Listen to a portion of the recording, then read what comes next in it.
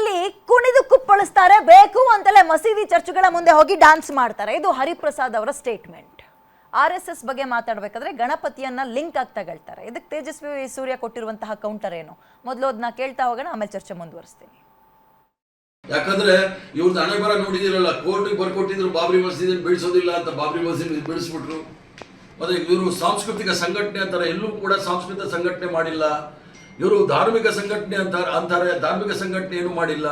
ಇವರು RSS ಅವರು ಇಲ್ಲಿ ತನಕ ಯಾರಾದರೂ ಪ್ರವಚನ ಮಾಡಿದ್ ಕೇಳಿದ್ದೀರಾ? ಈ ಒಂದು ಸ್ವಯಂ ಸೇವಕರಿಗೆ ನೀವು ದೇವಸ್ಥಾನಕ್ಕೆ ಹೋಗಿ ಭಕ್ತಿ ಭಾವನೆಯನ್ನು ಬೆಳೆಸ್ಕೊಳ್ಳಿ ಅಂತ ಎಲ್ಲೂ ಇಲ್ಲ. ಮಠಗಳಿಗೆ ಹೋಗಿ ಪ್ರವಚನವನ್ನು ಕೇಳಿ ಅಂತ ಏನಾದರೂ ಹೇಳಿದಾರ? ಅದೂ ಇಲ್ಲ. ಇವ್ರು ಹೇಳಿಕೊಟ್ಟಿರೋದು ಏನು ಅಂದರೆ, ಗಣೇಶ ಅಣ್ಣಮ್ಮ ಮಾರಮ್ಮದ್ದು ಹಬ್ಬ ಆಗುವ ಸಂದರ್ಭದಲ್ಲಿ DJ ತೆಗೆದುಕೊಂಡ್ಬಂದು ಎಣ್ಣೆ ಹಾಕೊಂಡು ಮಸೀದಿ ಮುಂದೆ ಡ್ಯಾನ್ಸ್ ಆಡು, ಚರ್ಚ್ ಮುಂದೆ ಡ್ಯಾನ್ಸ್ ಆಡು ಅನ್ನೋದು ಹೇಳ್ಕೊಂಡಿದ್ದಾರೆ. ಇದು ಧರ್ಮ ಅಲ್ಲ. ಆದ್ರಿಂದ ಇವರು ಎಲ್ಲೋದ್ರೂ ಸಹ ಪ್ರಚೋದನಕಾರಿ ಕೆಲಸಗಳು ಮಾಡ್ತಕ್ಕಂಥದ್ದು ನಾವು ನೋಡ್ತಾ ಇರ್ತಕ್ಕಂಥದ್ದು ನೋಡಿದ್ದೀವಿ. 1947ನೇ ಇಸ್ವಿಯಲ್ಲಿ ದೇಶ ವಿಭಜನೆಯಾಗಿ ಪಾಕಿಸ್ತಾನ ಹಿಂದೂಸ್ತಾನ ಅನ್ನೋದಾದ ಮೇಲೆ ಭಾರತದ ಪ್ರತಿಯೊಂದು ರೋಡು, ಪ್ರತಿಯೊಂದು ಗಲ್ಲಿ, ಪ್ರತಿಯೊಂದು ಇಂಚು ಜಮೀನಿನ ಮೇಲೂ ಕೂಡ ಭಾರತದಲ್ಲಿರುವಂಥ ಎಲ್ಲ ಸಮುದಾಯಗಳಿಗೆ, ಅದರಲ್ಲೂ ಹಿಂದೂ ಸಮುದಾಯದವರಿಗೆ ಹಬ್ಬ ಹರಿದಿನಗಳನ್ನು ಆಚರಣೆ ಮಾಡಲಿಕ್ಕೆ ಅವಕಾಶ ಇದೆ.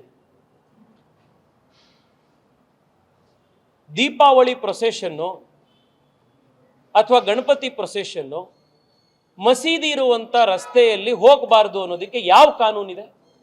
ಯಾಕೆ ಹೋಗಬಾರ್ದು? ಆ ಜಾಗ ಏನು ಭಾರತಕ್ಕೆ ಸೇರಿರೋದಲ್ವಾ? ಆ ಜಾಗ ಏನು ಸಂವಿಧಾನದ ಸುಪರ್ದಿಗೆ ಬರೋದಿಲ್ವಾ? ನಮ್ಮ ದೇಶದಲ್ಲಿ ಏನಾಗಿದೆ ಅಂತಂದ್ರೆ, ವಿಭಜನೆ ಆದ ನಂತರ ಕೂಡ ಈ 2 ನೇಷನ್ ಮೆಂಟಾಲಿಟಿ ನಮ್ಮ ದೇಶದಲ್ಲಿ ಇವತ್ತಿಗೂ ಕೂಡ ಹಾಗೆ ಇದೆ. ಇವತ್ತಿಗೂ ಕೂಡ ನೀವು ಹೋಗಿ ಕೆಲವು ಏರಿಯಾಗಳಲ್ಲಿ ನೋಡಿ, ಇವತ್ತಿಗೂ ಕೂಡ ಟ್ರಿಪಲ್ ರೈಡಿಂಗ್ ಮಾಡ್ತಾ ಇರ್ತಾರೆ. ಇವತ್ತಿಗೂ ಕೂಡ ಒಂದೇ ಬೈಕಲ್ಲಿ 4 ಜನ 5 ಜನ ಹೋಗ್ತಾ ಇರ್ತಾರೆ. ಹೆಲ್ಮೆಟ್ ಹಾಕಿರಲ್ಲ, ವೀಲಿಂಗ್ ಮಾಡ್ತಾ ಇರ್ತಾರೆ. ಪೊಲೀಸ್ನವ್ರಿಗೆ ನಿಲ್ಸೋದು ನೋಡಿದ್ದೀರಾ ನೀವಲ್ಲಿ? ಆ ಏರಿಯಾಗೆ ಹೋಗಲ್ಲ ಅವರು, ಯಾಕೆಂದ್ರೆ ಅಲ್ಲಿ ಕಾನೂನು ಅಪ್ಲೈ ಆಗ್ದಲೇ ಇರುವಂಥ ಸ್ಪೆಷಲ್ ಯೂನಿಯನ್ ಟೆರಿಟರಿಗಳವು. ಅವರು ರಸ್ತೆ ಪ್ರೊಸೆಷನ್ ಮಾಡಬೇಕು ಅಂತಂದ್ರೆ ಎಲ್ಲಿಗೆ ಬೇಕಿದ್ರೂ ಬರ್ಬೋದು. ಆದರೆ ಹಿಂದೂಗಳು ಹಬ್ಬ ಆಚರಣೆ ಮಾಡಬೇಕು ಅಂತಂದ್ರೆ ಹಿಂದೂ ಏರಿಯಾದಲ್ಲಿ ಮಾತ್ರ ಅವರು ಆಚರಣೆ ಮಾಡ್ಕೊಳ್ಬೇಕು. ಇದು ಯಾವ ಹಿಂದೂ ಏರಿಯಾ, ಮುಸ್ಲಿಂ ಏರಿಯಾ? ಭಾರತದ ಪ್ರತಿ ಇಂಚು ಕೂಡ ಸಂವಿಧಾನದ ಕೆಳಗಡೆ ಬರುವಂಥದ್ದು.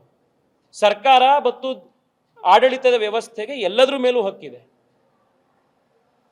ಈ 2 ನೇಷನ್ ಮೆಂಟಾಲಿಟಿ, ಈ 2 ಏರಿಯಾ ಮೆಂಟಾಲಿಟಿ ಇದು ದೇಶದಲ್ಲಿ ಯಾವತ್ತು ನಿಲ್ಲತ್ತೋ ಅವತ್ತು ದೇಶ ನಿಜವಾಗ್ಲೂ ಕೂಡ ಐಕ್ಯತೆಯಿಂದ ಗಟ್ಟಿಯಾಗುತ್ತೆ.